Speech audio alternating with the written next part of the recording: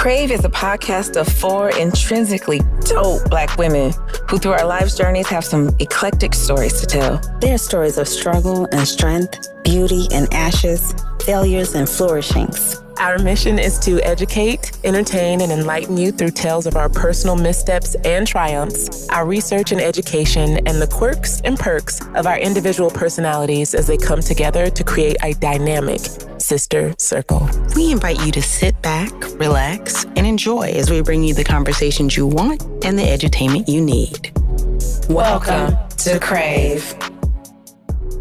Hey y'all, welcome back to another full episode of Crave. This is Kenya Moore. This is Yaya Khalifa. This is your girl, she's brazen. Rain the Gemini is not going to be joining us today. She's feeling a little under the weather. Okay. So we're wishing her restoration, hydration, relaxation, and penetration if she so pleases. Mm-hmm. Halala. That got me off Healing power right there. There is definitely healing power in that. Girl, get better, Rain. We love you, girl.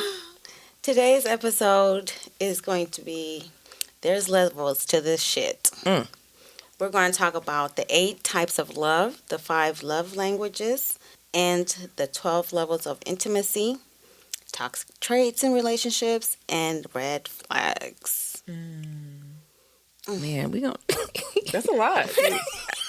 That's a lot. Mooney long, hours and hours. That's what we gonna need right there. We're going to get into it. All right, let's go. We may not communicate what our love languages are, but we sometimes end up not displaying what we need to be shown to us. We may put expectations on other partners when we have not communicated effectively. I know I'm guilty of that. Mm-hmm. Yeah.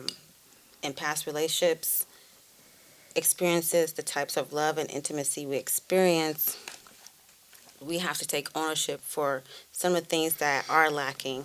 Sometimes I wonder, are our expectations one-sided?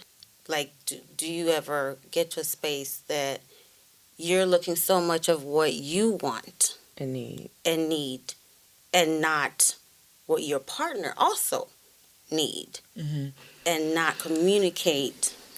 And I think that if we were to sit down and you talk about, so what's your love language? Because a lot of times the only reference we have is the last relationship. But the last relationship, this new person doesn't want to be shown loved that way because their love language is different. Right. To touch on a couple of things, you said the only reference we have sometimes is our past relationship. I agree with that. But then also to kind of expand on that, I think that the major reference that we have is our own. And sometimes the misconception is that the love language that I receive is also the love language that I'm most comfortable with showing because that's for me, right? But that might not be the love language that the other person is receiving. So you're literally speaking 2 different languages. Right. You're able to give that love language that you want to be shown to understand that you're receiving love. So you're giving that, but the other person is not getting what they're needing. Right. So do you guys know what your love languages are? Yes, ma'am. My love language, my main one is acts of service. And coincidentally, that is what I show the most in relationships is acts of service. Same. The measurement is 37% acts of service, and then the rest go down 23, 20, 10, 10.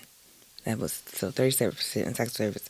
But that's changed for me over time, right? So this is a language that now speaks to me in this stage and phase of my life where I am now. Most of my adult life, my love languages were quality time and words of affirmation. Now, fuck your words. And I ain't got no time. Amen. I ain't got time. I think it's changed a lot. After you get in relationships or you have kids, like, shit just changes. For lack of a better phrase, it just changes. So acts of service for me is not because I just don't have the time to do all the things that I had time to do before. And sometimes it's a financial thing that I don't have the time. Like, getting my nails done or getting my hair done or washing my car. Like things as simple as that. Those are all acts of service. Yeah. Things as simple as that I don't have the time and sometimes the finances for it. So if that's given to me, what? Oh my God, you love me. Oh, so you want to have sex? Oh, okay. Bet. I totally agree. In terms of like where you are, that it changes. We had a discussion before. Things change with that. But if somebody is taking the time to do those things, I feel like they automatically clear. I screenshotted something and sent it to a friend last night that said, I don't trust words, I trust actions. People can tell you anything, but actions tell you everything. And that's never been more true to me. I don't have, like you said, I don't have time to go and do. I have time barely to talk on the phone. Right. You better get in where you can fit in right now. And that's the honest truth. That's all I have to give you. But in that space, if you're maximizing who you are in my life and recognizing that I don't have a lot of time to give, and you're saying, you know, what can I do to assist you? How can I support you where you're at? That changes the game. And that's because that's my mindset. Like, I don't have very much time when I'm interacting with you, so I'm making the time that I am interacting with you meaningful. Right. And for me, mine was actually quality time, then acts of service. That's cute. Yeah. That's nice. That's nice. That's cute. But I think that it goes back to the space and the phase and stage that you are in your life right now. So, yeah, if you're a person who has a lot of alone time by yourself, you don't kick it real tough. Like when you have that time to spend with somebody that you enjoy being around, you want it to be quality. That makes sense to me. So it makes sense. Yeah. And I think for me, when it comes also to quality time, I look at it in terms of I work a lot.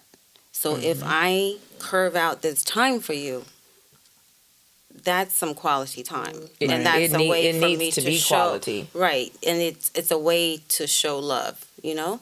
So if you waste my time, then I'm pissed and I'm upset. Especially if there's no communication on why.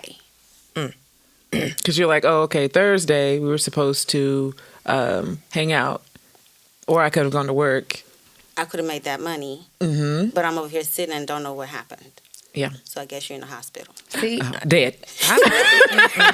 No, what I ain't about to do is sit and wait. That If we have a schedule, because I can go to work. If you decide in 10 minutes of your arrival time you ain't gonna be here and ain't gonna communicate, you show up 2 or 3 hours later, I ain't here, that's on you. I'm not sitting around waiting for nobody. No. I digress.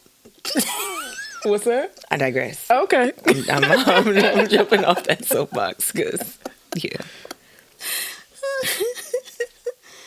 So when it comes to your romantic relationship, how does it affect your intimacy in those parts? And do you communicate to your partner? I do now because I understand. You know, I've spoken, you know, in my previous relationship before, but at that point, inception of that, I didn't understand what, 5 love languages were and communicating what your love language was. I didn't understand all of that stuff. I didn't know it. And so it wasn't a matter of, oh, let me sit down and have a conversation about the fact that I need, again, things have changed over time in terms of what my love language was. But we weren't having a conversation about what I actually needed to feel loved. It was kind of just like walking freaking through it blindly, And then so by the time it got to the point of having a conversation about what my love language was and what his love language was, it was like, it's too much shit in the bag. We got to unpack the bag first and figure out if this is even what we want to do, or figure out if this is even what I want to do, not even considering a we, Right. Going forward, that's always at the forefront of my mind. That's a conversation to be had up front. It is. And I think that I know they say a lot of times everything comes with age, but that's how we grow. We grow every day, every month. And so once you grow, now you know what you want, what you require, and your needs, how you want them to be met. And so that's when you know how to communicate that with the other person. Brazen. I have been sending people the 5 love language test since I was in my early 20s. No joke.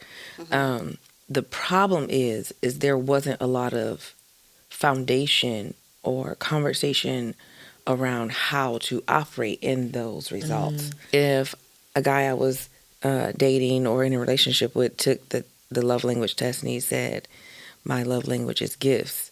Well, I'm buying you gifts, but we're not addressing these issues. So I'm speaking the language, but we're not speaking about our relationship, if that makes any sense. It does. So, yeah, as I've gotten older, I've learned to not just, here, take this test. I want to know your love language. And try to solely operate On or that. make the relationship work just on that. It's not going to. But I can say that I've been doing that love language thing for a minute now.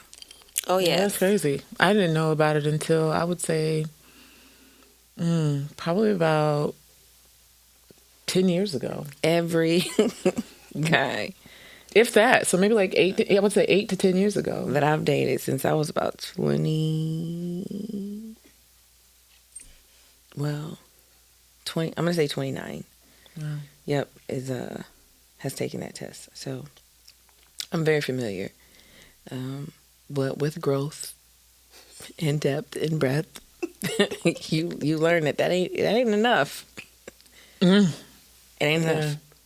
I'll start with mine, where it was about mania. You And got agape. to tell me what that is. It's kind of self-explanatory. A little bit. A little, obsessive towards a partner. That's what it says. That leads unwanted jealousy, possessiveness, codependency. It says that it's a catalyst from your survival instincts. So because you've been operating in a survival mode probably a lot of your life, you may end up having basically a manic type of love. So you want that person there, right there. Separation anxiety. All the time. Focus is always on yourself versus the other person. You put too much trust in your relationships. You recognize obsessive and possessive behavior before acting up. Those are the things that you need to avoid. I know I have been, I'm not going to say it was manic, but it's that person is my person. That's what I used to think. Like forever? No, but I didn't In want those that moments, person. you thought that? Yeah, right. In that moment, so I grew out of that because I had to learn a lot of different things about love, how that Right. looks like, and the only reference I had was my parents. That's a fairy tale, to me now, that I was looking at, because as parents, they show you just the pretty stuff. You don't have the conversations of what's really going on in that relationship, because it's really none of your business. But also, you don't know how to handle if something happens in your relationship. Do a relationship recover from a fight? I didn't know. How does that look like giving each other space, and that is okay and that is healthy? Didn't know. So a lot of things I've had is where I'd had to learn about it, but also looked into because it's what it stated, it said that it was part of a mental disorder. Oh, wow. I mean, it's in the name. You have a mental disorder. No, the name is Man. Nick. Manic. Period. So I don't know if you guys have watched Malcolm and Marie on Netflix. No. What is that about? It's with Zendaya and John David Washington. Oh, I heard that was some manic shit, though. It is. It's on Netflix? Oh, yes. I'm going to have to watch that. I'm going to have to download that. I heard people was like, I need to go to therapy after watching that. They were like, it was very toxic. It was. Like a Let me write toxic it down. It's type called of what? love. It's called Malcolm and Marie. That's toxic. It was manic. And it was the course of just a weekend. Oh, my gosh. Oh, they were in love. My. Not even a weekend. It was actually a course of just one night. Huh? Crazy. They didn't know each other before that one night? No, they were together. They're a couple. Okay. And it's the whole night until now the following morning. Mm-hmm. But it was like based on a situation that happened, and the time span was so they're one just night. following the ebbs and flows of whatever that drama was. Whew. Dang, I gotta watch that. It was exhausting. Child. I don't. And then I heard people talking about it, but I hadn't. And another one is The Perfect Guy. That's also on Netflix. The Perfect Guy. That's with Sanaa Lathan, Michael Ealy, and Morris Chestnut. Mm-hmm. I did watch that, but it's been a while ago. Mm-hmm.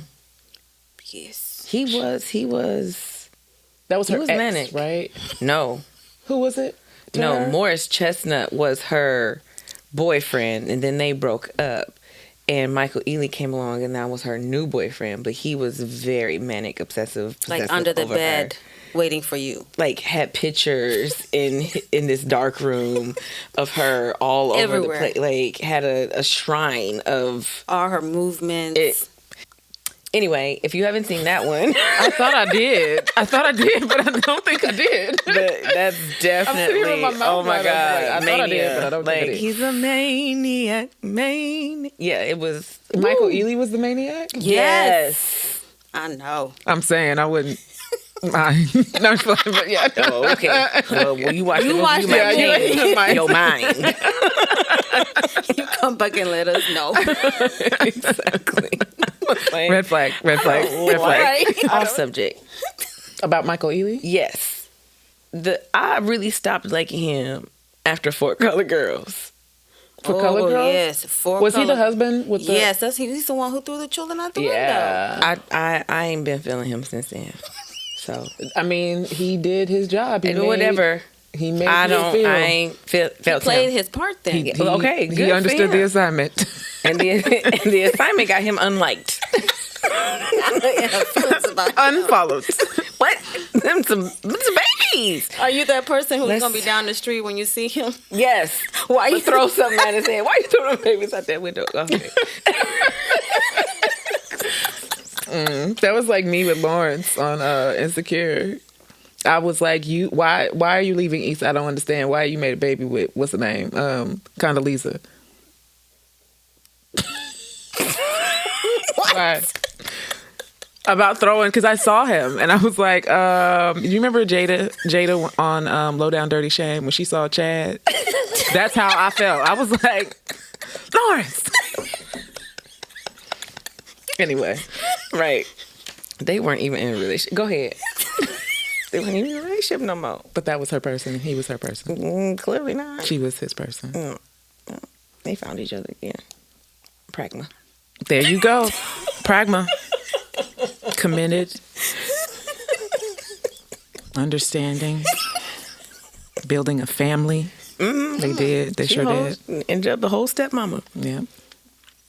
Was that yours? It was. Okay. I really enjoyed researching that because I had never looked into that. Pragma love. I understood, I feel like there's like a handful of ones that we just know, like Eros, Phileo, Phileo fish. Phileo. Yes. Filet fish. There is a handful of ones that are just repetitive. We hear them often. Agape. I'd never heard of Pragma. And so I was like, oh, okay, this is one of the examples that it gave was, looking at your grandparents or looking at grandparents and how they've just kind of stuck it out regardless of what's going on. It might not be arrows to them. It might just simply be, and I don't want to say just to downplay it, but it might be a matter of where pragma is the most prevalent because they love each other. They have a unique bond. Mm-hmm. It might not be any other love in there at all. Just at all. Pragma. Because there's the love for community or the love for your family. And so because you love the community you've built with this person or you love your family, to separate would destroy that, and so I stay. Right, but you make a conscious choice. Right. To stay there. Right. There's no Eros anymore. I mean, that was one of the things it said. It was like Eros takes a back seat in pragma. That it may be non-existent once you get to that phase of love, and that's because it has nothing to do with sensuality or sexuality or being pleased in that way. Now I'm in this relationship for community, for family, for stability. For service. Right. And I think it also, that's where it comes where you choose that person in your relationship every day. Yeah, yep, that's one side of it. Yeah, I would say that's one side of it. That's one side of it. Because the other side of it, pragma, is also the type of love that it's business, it's transactional. Pragma is what happens in arranged marriages. Yeah. Those people ain't feeling each other probably at all. Well, one person may be attracted or have some type of eros or ludus love toward the other, but one of them probably is not. Like, I'm giving you my daughter. Right. You know what I'm saying? That's pragma. Eventually, that hopefully some other else, loves starts forming through that. Yeah, there's a transformation of all these other types of love, but in the initial arranged marriages, that's pragma. Yeah. Because it also, I don't know if initially it would be, because how can you I guess if you were to have like a measure of respect, it's pragma because you're agreeing to do this. It's an agreement, right? It's arranged. Like, even if the woman wanted to fight it, she could, but she's still agreeing for the family. I see what you're saying. Yes. It's not necessarily towards this particular person, but more so like the community and everybody as a whole. Exactly. Absolutely. So okay. In that respect, we want to. We're not. I'm bringing this family. This two families are coming together to expand the land or to have more territory or whatever the case may be. That's pragma because you're not doing it because I love that person. It's I love my family. Right. So because I want to maintain community, I'm going to do this thing. Right. And sometimes it's like you were saying, it's an exchange, like a business exchange in terms of you're gonna be over here. Now I get to have like 100 cows. Right. Right. So it has nothing to do with. Whereas without you, I only got 10. Boom. Business. Yep. One of the best example outside of what Yaya gave with is our grandparents, our great grandparents. Long lasting and enduring is probably the word. Indefinitely. That's the word that stuck out the most to me was enduring. But then I thought like long suffering. Like it just didn't sound pleasing. It didn't sound like it was something that you would sign up for first. Yeah, it's biblical reference for sure. Pragma is that long suffering. Fences was the movie that came to mind when I thought of that love. Yeah. Because he held 60 years old, went out and had a baby. Moved on. Yep. Yep. So then there's Felucia, which is self-love, right? I had fun diving into this one because I think a lot of us, I don't want to say a lot of us, research sometimes can be done just from the one side, right? Right. But there's levels to this shit. Thanks, friend. You're welcome, friend. So that's self-love. That's, how you care for yourself, how you love on yourself, how you treat yourself, your compassion, your empathy towards yourself and others. But then Felucia can also be very dark and narcissist. Have that self-love, right? Oh, they love themselves. Exactly. All the way. So there's the good side of that love, and then there's the yin and yang, the dark side of it as well. And then there's storge, family, instinctual love. Movies like The Nutty Professor, storge. Any Medea movie. D, all of the above. Any Medea movie. Because she don't play about that family. Yeah, The Pursuit of Happiness. Those are all great examples of storge. Just your love for your family. Rooted in parents and children. And siblings. I love that one. Yep. I have Matt storge for mine, so. Oh, we know. Open it up. Also, like agape. Everyone knows about that one. That's one of the ones that we all grew up knowing about. The Greek term of it is altruistic love.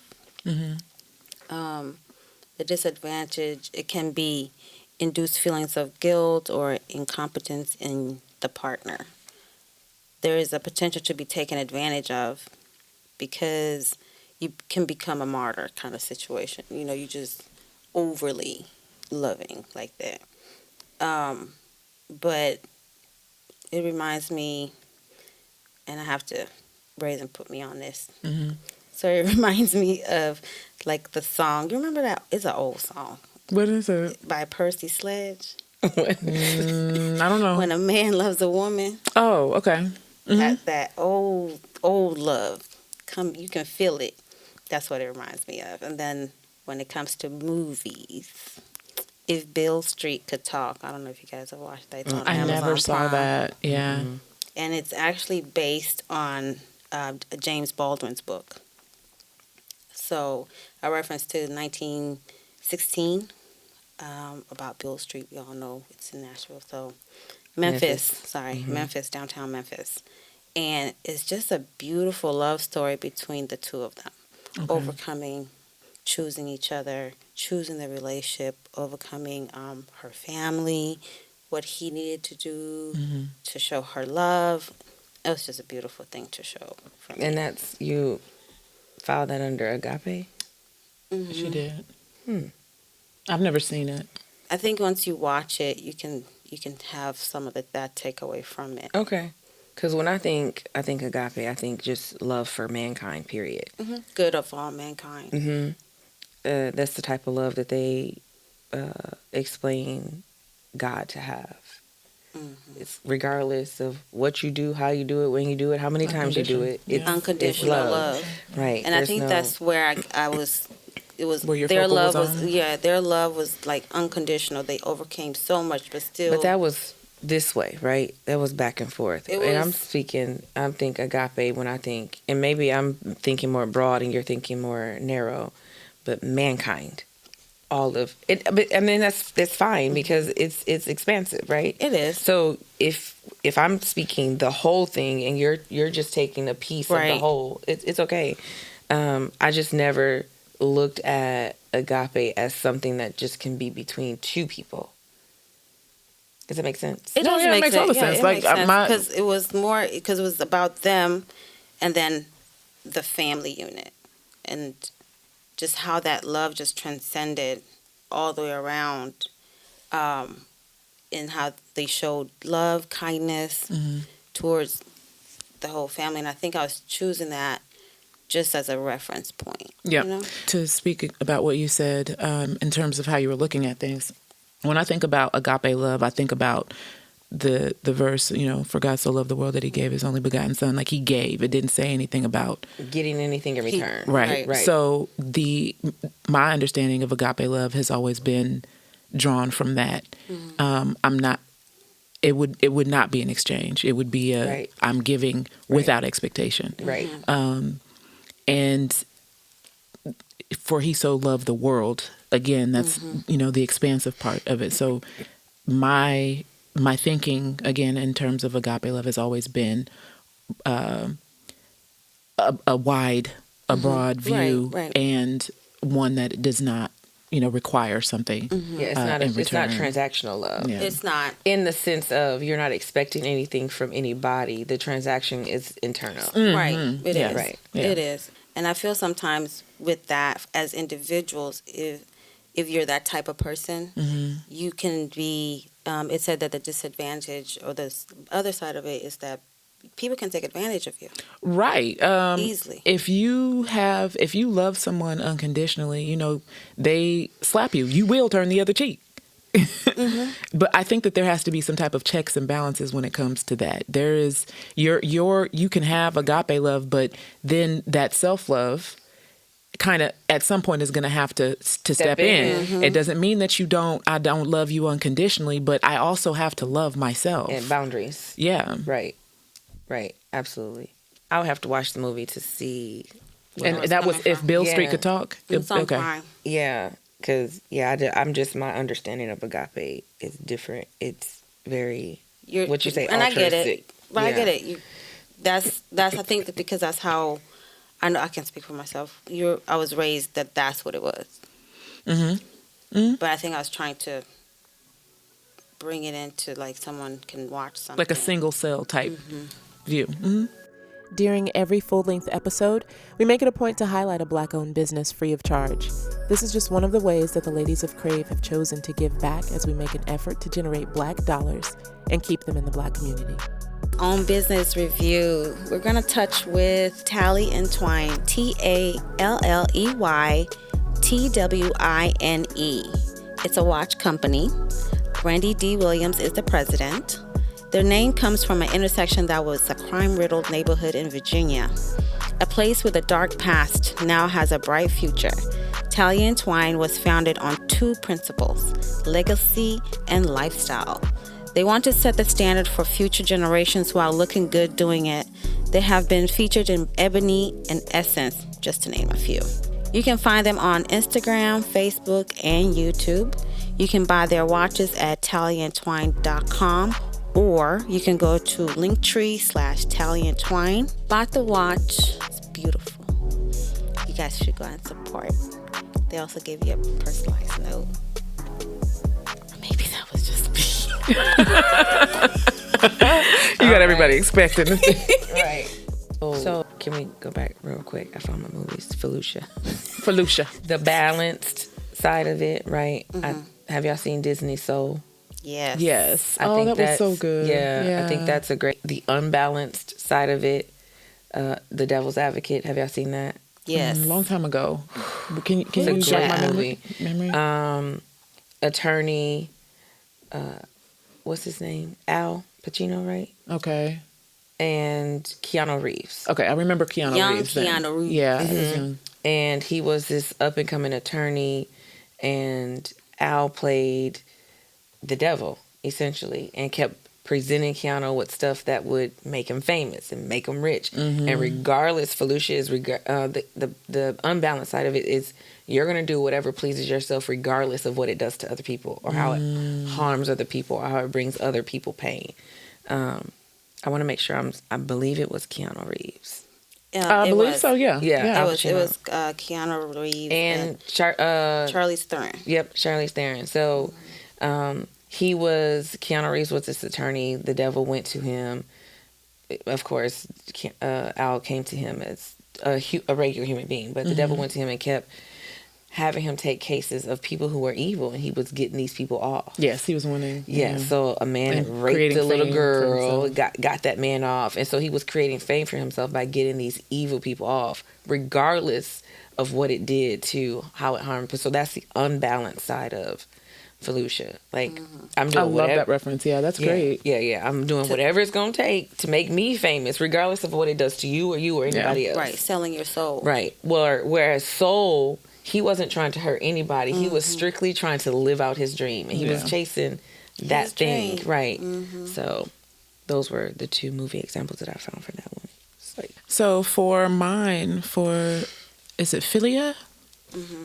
I didn't pick a movie. I picked Thalia. TV show Girlfriends. I think that first of all, I just love that. I love that show, but the love that they had for each other, obviously brotherly, sisterly love, withstood a lot, and they kept coming back to each other.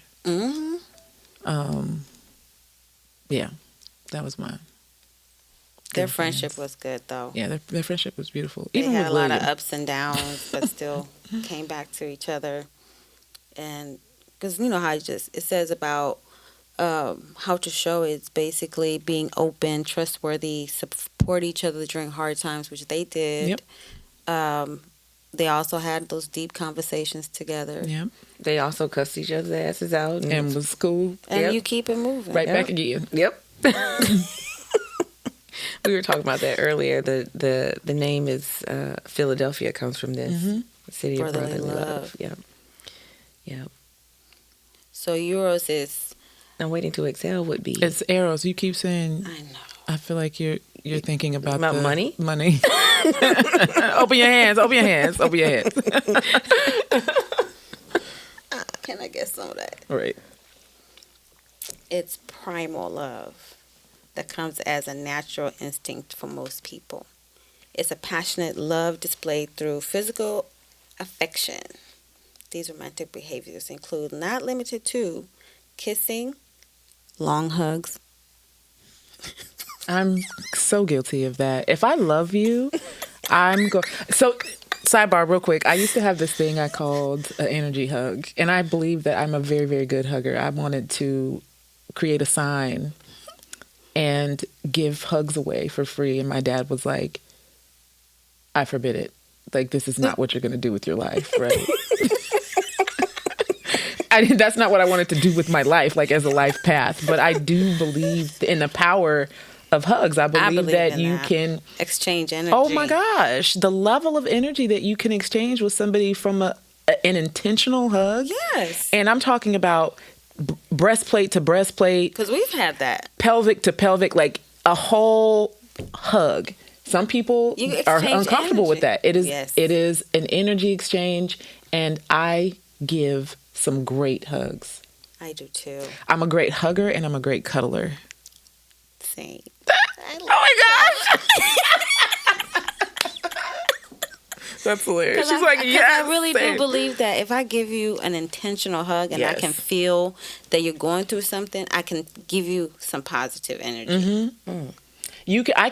I've even envisioned like going to that place. Mm-hmm. And whatever that is, whatever that seed is, just scooping it out and giving and putting something positive. Yep, in that space. I love hugs. We gonna dap from a distance. What up? I ain't got nothing to add about them hugs. Move on. Move around. You don't get that good old church hug from me. But, right? Because energy exchange. If there's an energy exchange, right, I can be giving you my goodness and you can be giving me your funk. So, we're good. Go ahead. Go ahead. She wants us to move around. Yep. Eros. Back to. I do have arrows for euros. Don't know. She's here all week, y'all. Yep, all week. Well, there's the good side and the bad side to that too, right? So I was telling y'all, the lady said that the Greeks feared this love. Eros is actually a person, a god. His counterpart was Cupid. And so he was very like jovial and playful. He was considered a trickster. So if somebody pissed him off, he would send Cupid to shoot him in the butt. Right. And now you in love. Guess what? Let that be the gag is. And you didn't know who you was gonna fall in love with. First person you see. Like, I'm gonna shoot you in your ass. Boom. You playing? Pow! I'm gonna shoot you in your ass. Now you in love with a nymph. Like that's a messed up joke. Actually, if you look at it like that, for sure. Yes, and the arrow was duality in the arrow, right? It pierced you, made you fall in love, but it also created a wound, right? Yep. So, and then a wound you had to heal from falling in love.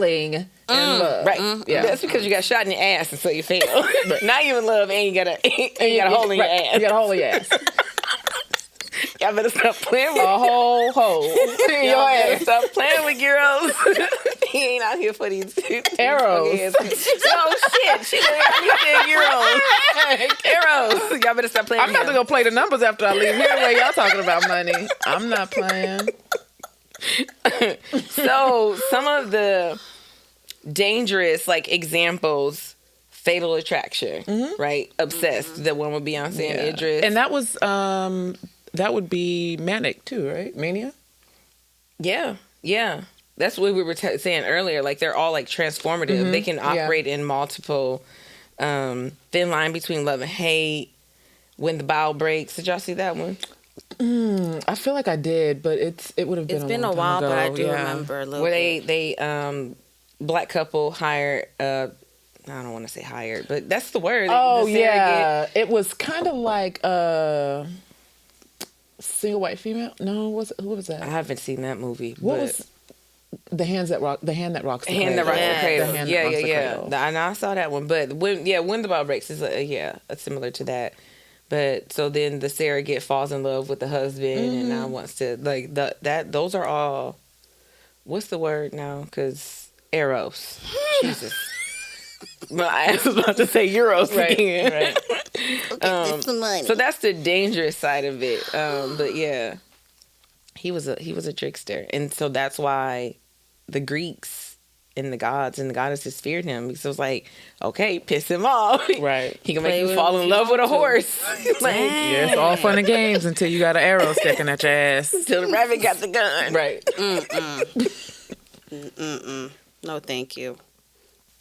Right, but and then that's I feel like that's one of the types of love that's most fleeting. Because it's usually like a honeymoon stage kind of feeling. Yeah. Which is why all of these other loves can still exist after that one's gone. Right. It's the most fleeting love. Here today, gone tomorrow. I fall in love pretty easily, so You do. it makes She sense is soft to to me. y'all in the inside. What is it? Rough and and cream puff. Yeah. I just call her a turtle. Real soft on the inside. Real soft. I don't have those problems. I'm a G. G for girl. We were talking. G for She giggling. was telling me. What did you say? She was like, "I'm a real G." Talking about her. I was talking about my boobs. Yeah. My breasts. G. Because we were in the store. She was like trying to buy new brasiers, and she was like, "Well, let me see. What size do you wear? Maybe I could just try yours." What? No, you cannot. Girl, somebody get some titties. She was like, "I'm a G. I'm a real G." You want to try a hoe? Baby, my bra can fit over your whole face. Okay? Stop playing with me. Get on my face playing right now. Anyway, needless to say, I did purchase cup some is new your bras. too. I know. First of all, I came to that realization. My thing was the type of bra that she was purchasing. I wanted to know what that was, and so it came because you were talking about straps. You needed a wider strap, Right. than I need, and I can wear something that has a thin strap because, again, Must be nice. Must be nice. My Life Jennings voice. right. Right. They're not cutting into, and I didn't consider that, Yeah, get initially some whenever thick we had the straps conversation. and a Right. thick back and a Right. thick side. All that. This is a lot to carry. Oh, Jesus. These G's.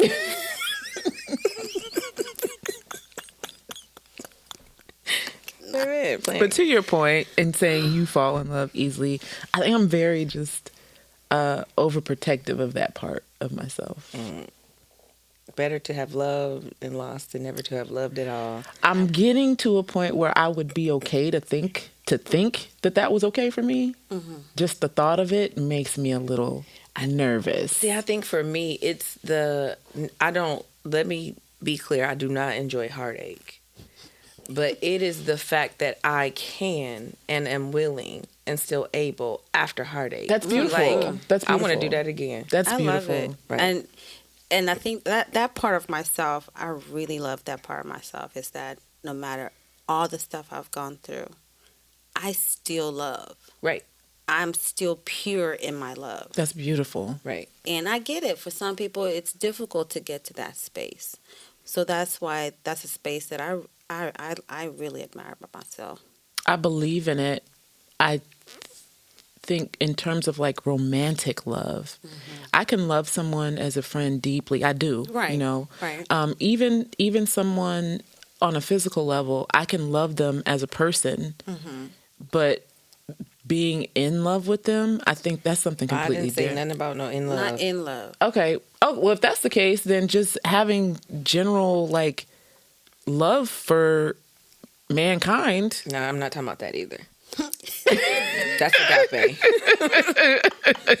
You was like, you went from this end to that end. Talking about euros and arrows. That's what we talking about. Like, when I say I fall in love easily, I don't mean like in love, but I just, when it comes to euros, right? Arrows, Jesus, help me. On today. Arrows, like, that's easy for me. That love is easy for me. That type of love is easy for me. And it never touches the side of obsessive, dominating, possessive. Like, I don't even... Right. Because you're working on, like, your intuition, chemistry. And Right. But it's easy because it is so fleeting. And not to say you get struck with an arrow, you pull that thing out, there's bleeding, there's, you know what I'm saying? Once that is over, it hurts, but I can do it again. Right. And those are the people who are sometimes called hopeless romantics. Do you consider yourself a hopeless romantic? I don't know that I fully even understand what that means. I used to call myself that. Really? Okay. And then I heard a TED talk about not doing that, and so I not stopped. calling yourself that. that? Okay. Because that is, what we call ourselves, we become. Right. Yeah, the answer absolutely. to we become. So, and I don't really feel like I fully understand what that means. And so, because I don't want to be hopeless in anything, I have lots of hope. I just stopped calling myself that. True. Because you start learning, and that's where it's, for me, it's growth. You start looking at words differently. Words mean things. They do. Right. So, when you're younger, you're like, oh my gosh, I'm such a hopeless romantic. Because you're thinking like rom-com movies and things like that. But then you're like, wait. Right. I ain't hopeless or nothing. But and when you look at those movies, those people, one, it's a fairy tale. But for the most part, like, they don't really end up happy. They just end up. I think romantic comedies are the rom-coms. That's the like adult version of Snow White or Cinderella, or you know what I mean? Yes, they play the same freaking story out over and over and over and over again. From the time that we open our eyes watching TV to the time, we are well into our adulthood. And that story is kind of like boring to me. Sorry, at this point. It also talks about that you're ready for love and that you're more eager to take the risk. And I don't even think it's a risk. Is it a risk, though? What do you mean? I feel like you're taking a chance, not a risk, in my head, when they're describing the traits of Eros. Mm-hmm. You got it. Ooh. Listen. Yeah, it's a risk for sure. You are taking it with a risk. You're taking a chance because you can end up in a position where that's not reciprocated. That's the first thing. And then also, I think in that space, we tend to forget. I don't want to say we. I have forgotten, especially with the inception, like, oh, I've fallen in love with somebody, right? That people are fucking like people and they're going to make mistakes. And so I think that Eros doesn't take that into account.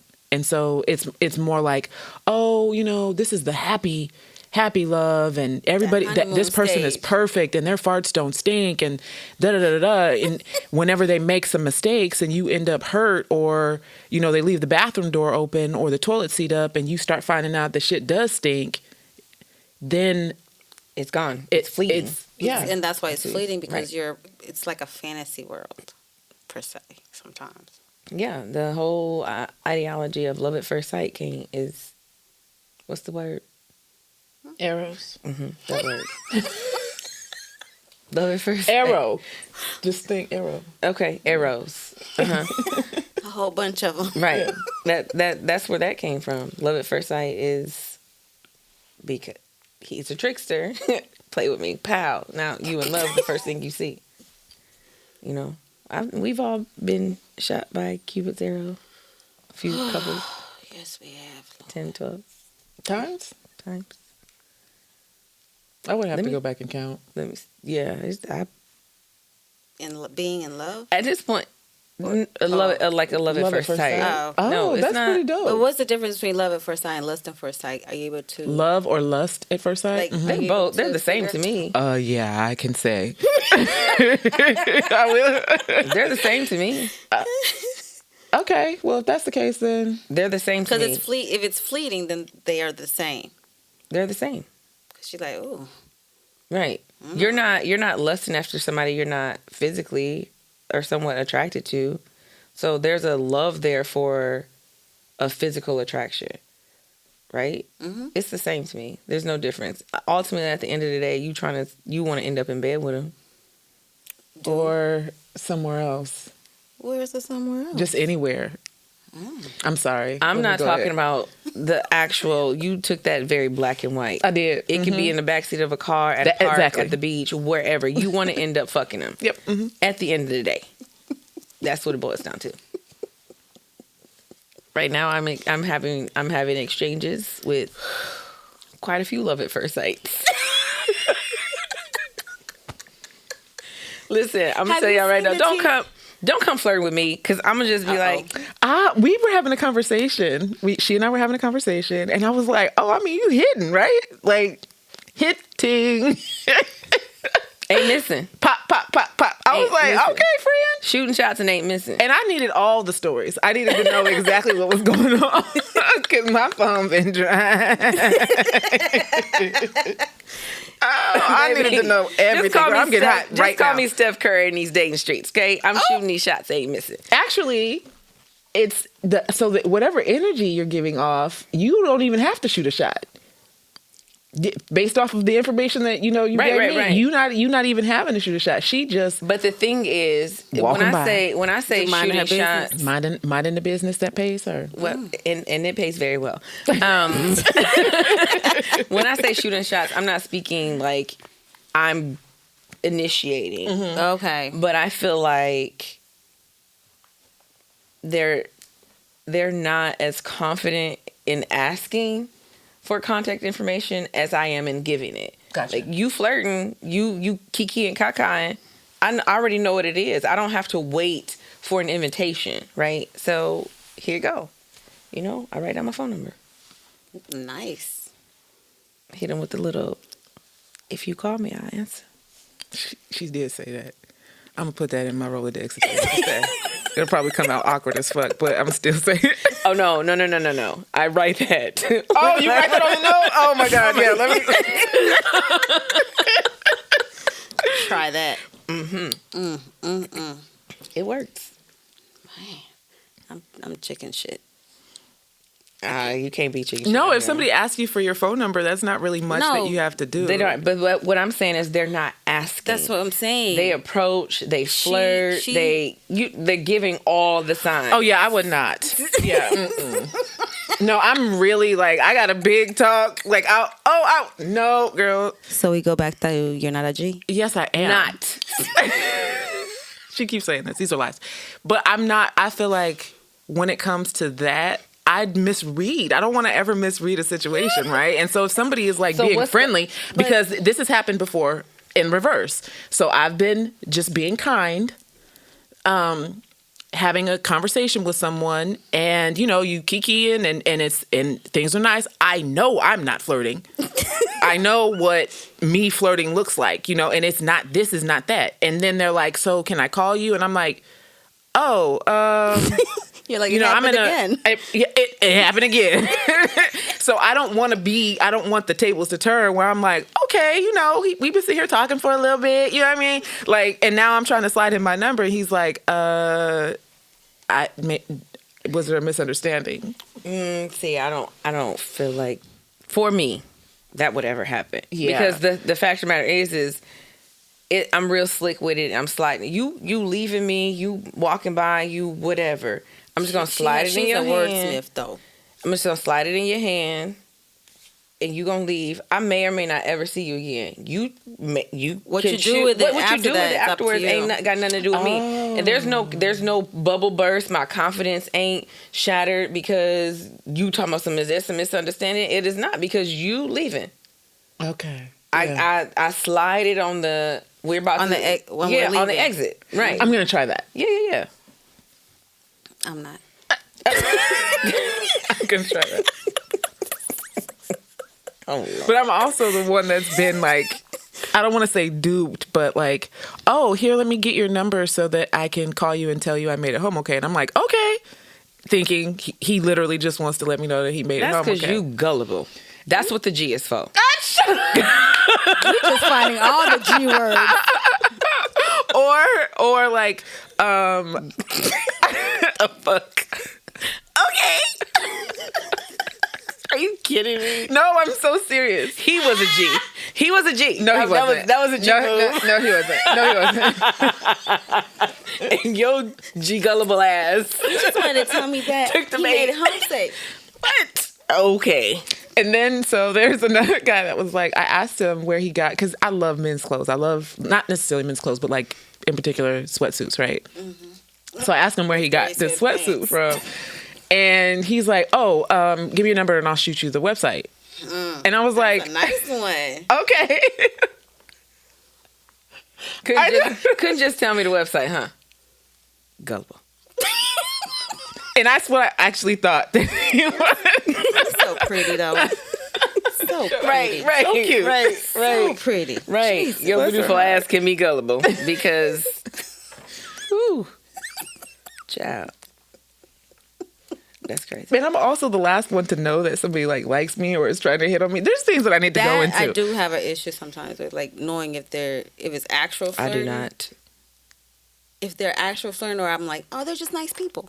Right. He was a really nice guy. Really nice. Yeah. Anyway. Yeah. Mm-mm. Moving right along.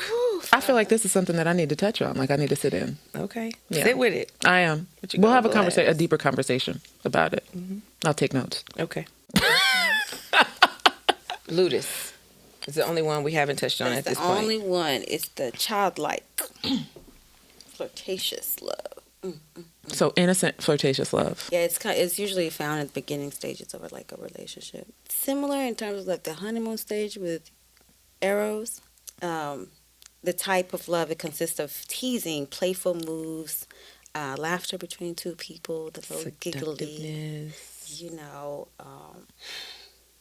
So Boomerang, great example of Ludus love. I would agree. Mm-hmm.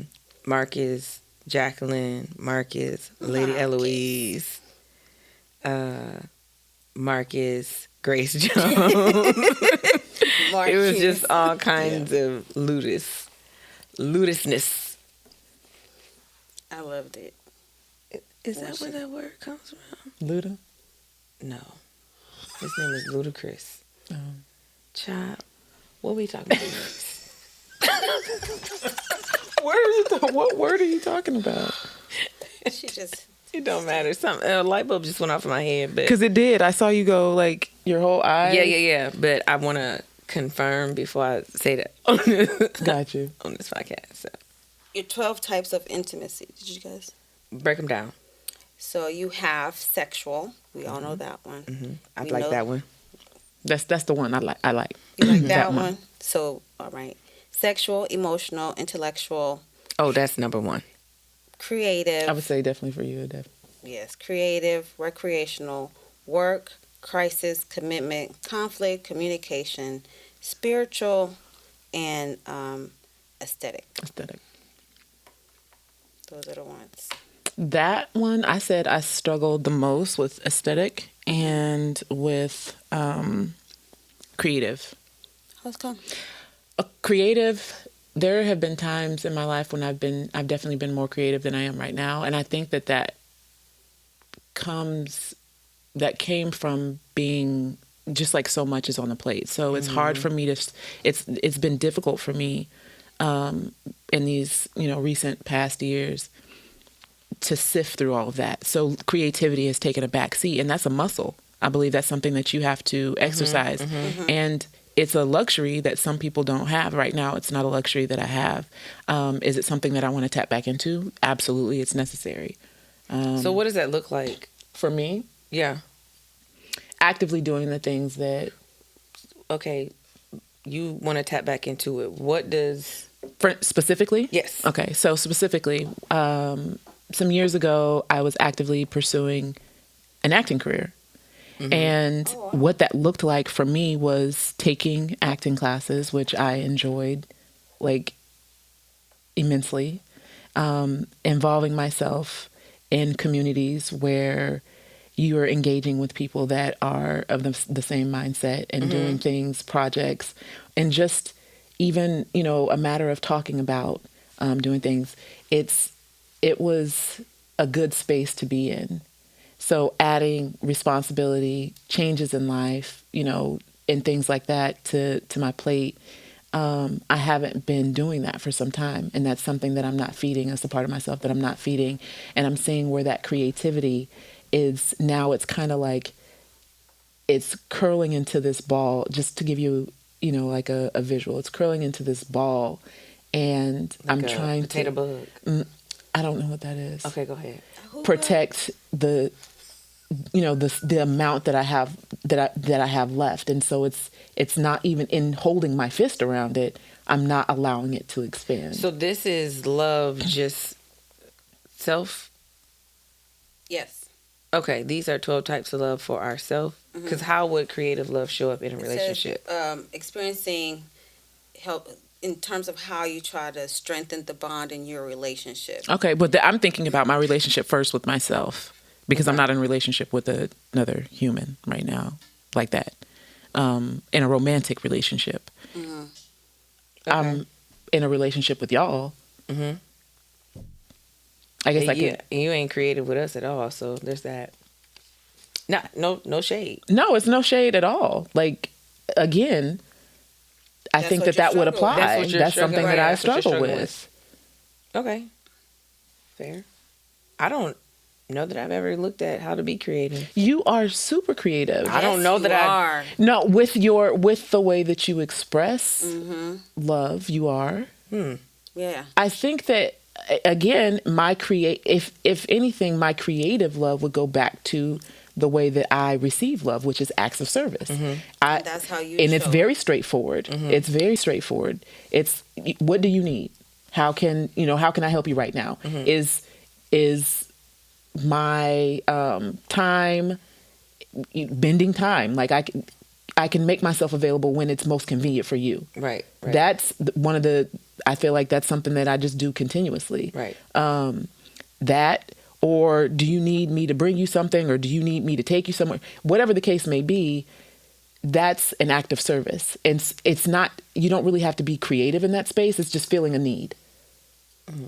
To speak to you, you're creative in the sense, like, remember we talked about it on a previous podcast before, whenever I was not feeling well, both physically and internally, right? And you sent me that video. That was actual creativity. You know what I'm saying? You guys, like, coming home to a house full of flowers. And I ain't never thought of that. yeah, that's You never thought about that as creative. being a creative way to love someone? Right. I've never thought that. I was just... I think that would be one of your strengths. That is a very good strength of yours. Oh, look at Dawn just feeling this My bucket. bucket. And it overflows. Yeah, you're very creative. Because you do all kinds of stuff. You do that. You just show up. You be like, I'm just gonna pull up. Oh yeah. Oh, so you just not gonna answer this phone? Oh, you're not gonna answer the phone? Oh, so you're not gonna respond to the text? Oh, I'm just gonna roll up. Yeah. I got a key anyway. That's happened before. I'm outside. Huh? Like outside? Girl, and I'm not ready to look at myself, let alone to have somebody else looking at me. And I'm like, okay. I've seen you naked in a hallway. Oh. So ain't much that I ain't seen. I feel like you can't say that and then like leave that there on the table. For another episode. I'm just saying. That's a highlight in our friendship. That's when it culminated. Like, that was it. That was the it. friendship. That sealed us You are now for eternity. my We didn't even friend. have to exchange no blood. No, that was it. That sealed us for eternity. No slop and spit. None of that. I felt like y'all was just arguing, and that was it. The vibe. You guys weren't arguing, but you guys were debating about what I wanted to wear. No. None of that happened. None What of that happened? Like you For said, another time. episode. We don't have to talk about it because I feel like I was presently not present. That's exactly what you it were. was. That's exactly what you were. Presently not present. That's crazy. It was hilarious. That's crazy. So I know for me, relationship wise, intellectual, That's your number one. man, listen. Then sexual. According It's to like this left cheek. list, I think they tie. Right cheek. I think they tie. Because I feel like for you, you have to have somebody who's intellectual. Because you are so smart. I don't know. But then you're also a very sexual being.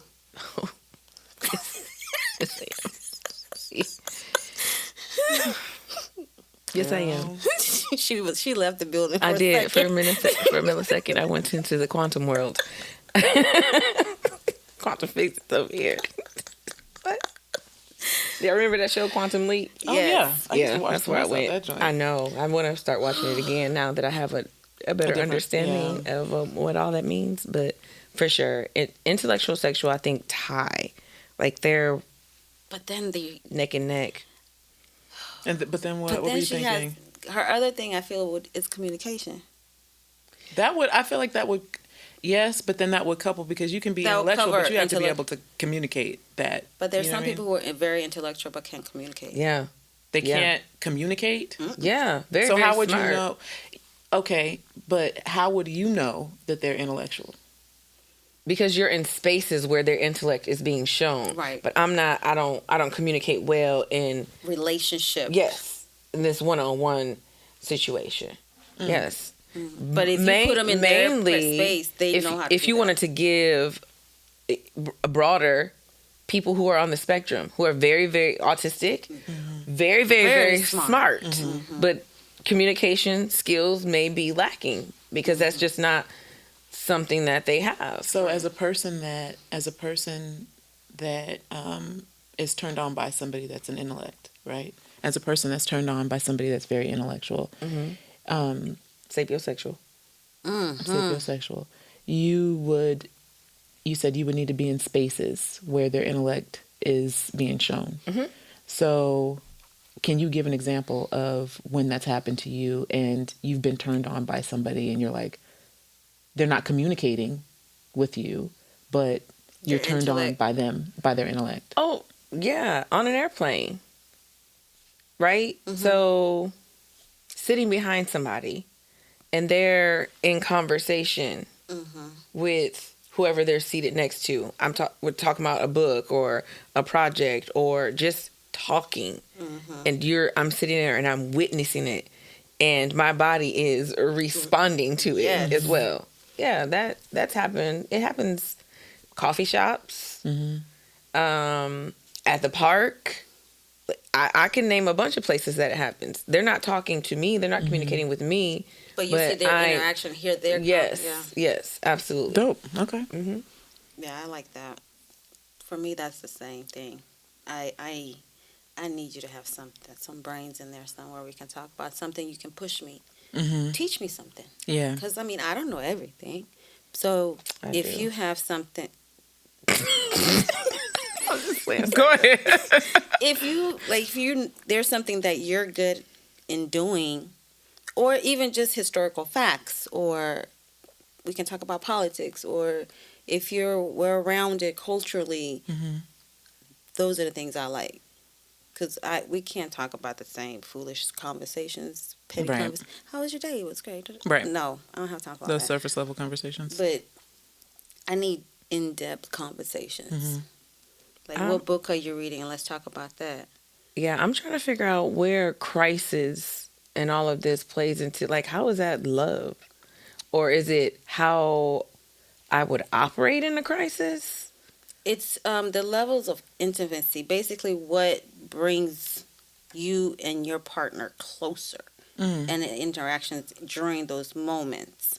Are you able to empathize in the crisis with each other? Are you able to talk, which comes to communication, about the crisis with each other? And sometimes when you're in the middle of a crisis in a relationship, it can either push you guys apart Absolutely. or it's going to bring you together. That's what I was thinking and that's about. that's what they're talking about when it comes to crisis. So it crisis makes creating intimacy or creating disconnect? Right. Further, I feel like if a crisis, maybe I'm wrong, correct me, if a crisis is creating disconnect, I think it's creating further disconnect because there was probably already disconnect there Right, in the first place. So crisis then creating intimacy, bringing you closer. Right, because you can go through crisis, big or small, and it can bring you closer. Yep. To the other side. But that's like trauma bonding. Right, but not like that. Yeah, not the trauma bonding part. Because this is more like an actual. You're in a relationship, so you shouldn't. I don't feel in terms of trauma bonding. I think that happens like with like prior to friendships a crisis at the ever. beginning. I Yeah. think presenting itself. So not Think about how the people that you find yourself attracted to, and then once you start to get to know them, you realize that y'all have gone through some of the same trauma.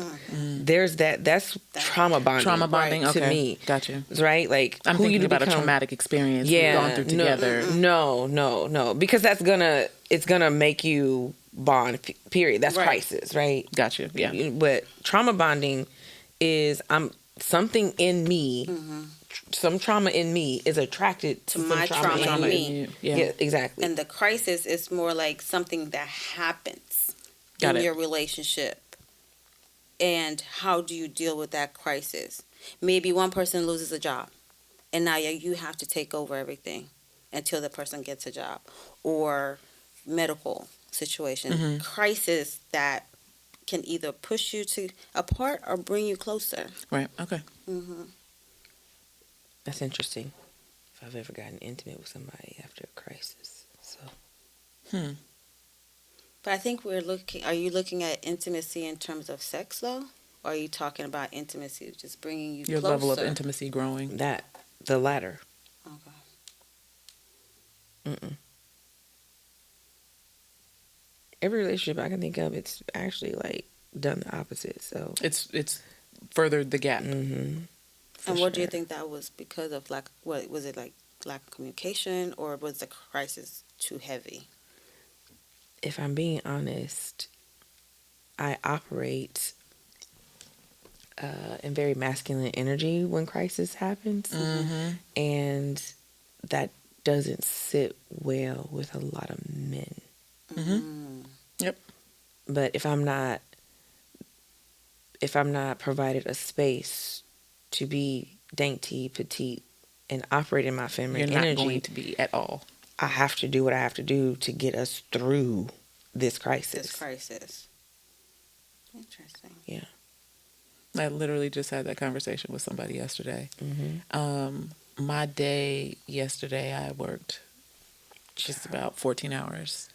So when I got home, I was behind, stressed, just, not in a good space. And there were things that needed to be done. And my only thought was, how am I going to take care of these things, right? Right. So someone, that has expressed interest made a comment about how I operate and said that, I have somebody that I can rely on to do certain things or to pick up some of that slack. But I'm not thinking, that's not my first thought. And I said, no, it's not. And that's where I'm at. Because this is going to be a learned behavior. This is something I'm going to have to learn how to do, because this is not the muscle that I've been operating for the last decade plus. Right. So these muscles have to first grow or fuse together before they can grow. They're not even fused together yet. They're completely across the room from each other. And I would love to be in a space where my first thought is, okay, I'll ask for help, receive the help, and then the load will be lighter. When I tell you I don't even think in those terms, I think you do. I don't. Why would you tell a friend this was after the fact. This was after the fact. Whenever they're asking about my day, how did my day go? Okay. So all of this had already happened. But I'm still questioning, why would you tell him? If you weren't looking to receive some type of help, even if it was a verbal, like you got it, you were able to do it, that's what's up. Or him doing exactly what he just did, which was offer to help. I wasn't looking for him to. I wouldn't. My expectation is not. So were you solely looking to just dump your day onto him? He asked. That's not the question I'm asking you. Yeah, I was answering his question. Right, but you could have not answered it that way. You could have not answered it that way. Or you can also you could have said, "Are you in a space to receive?" Which is what we do to each other. No. Okay, so that conversation had already been had. Yeah, that conversation had already been had. Again, that's true, but that's not my first thought. That a man is going to try to fix something. My first thought is, I'm talking to somebody. Yeah, they said they're interested, but you can also be a friend that listens. But also, I think that we have to take accountability for that type of conversation where we're like, I'm not trying to have you fix anything. I'm just venting, or I'm just dumping right now. That's what my mindset was. Are you open to receive? And that's what that conversation was had prior, because he had already told me that he wanted to know like what was going on. We hadn't communicated at all. Like, how was your day? What was going on with you? I'm concerned. Why haven't we touched base? Blah, blah, blah. This is what's going on. This is, where I'm at. This is how my day has flowed, and this is what I did to take care of it. Yeah, I think there's a fine line there between, especially when they've said they've expressed interest, right? Mm-hmm. So now you know that they're interested. So anything that you share with them, that they're going to try to fix. You know it. Mm-hmm. That's not unknown to you. That's not unknown to you that they're going to offer some type of resolve. So, but again, coming from I get what you're saying. Yeah, I do. I understand. But also coming from that, you haven't had anybody say that to you. That part. Okay, so walk in that is all I'm saying to you, is walk in that. You can't say coming from this thing. So what you're doing now is you're taking old shit into new shit. How do you expect new shit to work with old shit? That's not gonna work. That's what he said. I know that's what he said because I know everything. What was it? Yesterday's price is not today's price. Listen, like, you can't, baby. Unpack that shit. Leave that shit. Matter of fact, just go and give it to Goodwill. Burn it. Tell somebody to come pick it up. Leave it on the curb. Yeah, on the curb. Like, on the curb. For free. Now that I know, I feel like now that I know, and I did say that I would make more of an effort to put that at the forefront of my mind. But it's something that I'm going to have to make an effort to actually do. Well, I mean, that's operating in consciousness. Mm-hmm. So you're conscious about it. So to bring this all together, ladies and gentlemen, I'll read you a quote from Oprah Winfrey. As you become more clear about who you really are, you'll be able and better to decide what is best for you the first time around. That comes from knowing yourself, learning your wants, your needs, and having the ability to communicate them. Life is about growth and change, realizing that you are the common denominator and you are the co-creator of your reality. So you have to ask yourself, are you willing to continue to grow and flourish? Until next time, peace, love, and growth. That's it for today's episode. Join us here next week at 7 p.m. Central for more conversations and edutainment. You can find us on Apple Podcasts, YouTube, Anchor, Breaker, and Google Podcasts. Please make sure to follow, like, comment, and share on all our social media platforms. We are on Facebook, Instagram, and Twitter at Crave, that's K-R-A-V, the podcast. Got a question, comment, subject idea, or Black-owned business you'd like us to highlight? Email us at Crave, that's K-R-A-V, the podcast at gmail.com. Until next time, y'all, love, light, peace. This podcast is for entertainment purposes only and is intended for audiences 18 and older. Opinions expressed during our recordings are ours and ours alone and are not a reflection of any businesses, employers, or other individuals we may be associated with. Please consult professionals before following any advice you hear on this podcast. Thanks for listening.